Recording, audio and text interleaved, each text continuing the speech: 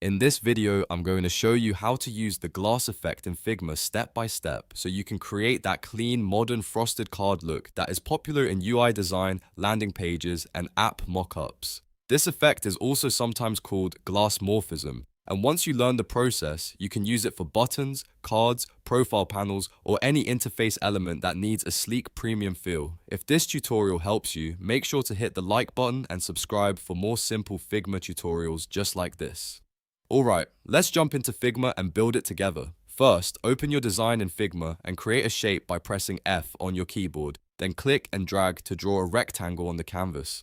This rectangle is going to be the base of your glass card, so don't worry if it looks plain right now. Once you've drawn the shape, select it and go to the right panel. To make it look more like a real card, set the width to 640 and the height to 400. Then increase the corner radius to 40.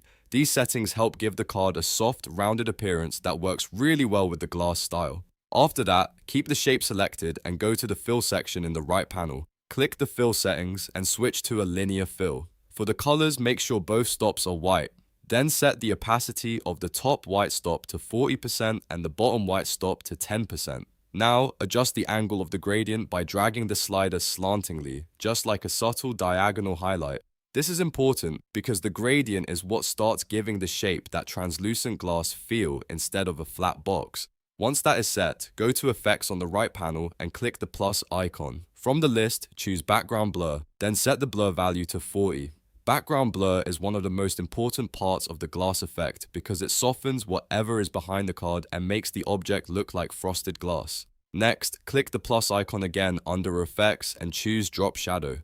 For the shadow, set the blur value to around 24 and the spread to -bar. This creates a soft depth effect without making the card look too heavy or too harsh. You want it to feel light, clean, and floating above the background. Now move to the stroke section and click the plus icon next to stroke.